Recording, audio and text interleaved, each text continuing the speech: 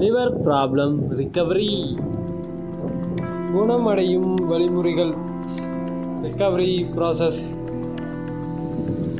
நம்முடைய உடலில் இதயம் மற்றும் மூளைக்கு அடுத்தபடியாக மிகவும் குறிப்பிடத்தக்க ஒரு பாகம் கல்லீரல் ஆகும்.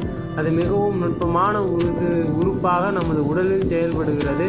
அதனுடைய முக்கியமான வேலை இரத்தத்தில் சர்க்கரை அளவை கட்டுப்படுத்துவதும், கொழுப்பை தேவையான அளவு இருப்பில் வைப்பதும், இரும்பு சத்தை பராமரிப்பதும் போன்ற விஷயங்கள் எல்லாம் கல்லீரல் கட்டுப்பாட்டில் இருப்பவை. மேலும் உடலுக்கு தேவையான புரத உற்பத்தி செய்வதிலும் கல்லீரலின் உதவி மிகவும் அவசியம் வாய்ந்தது.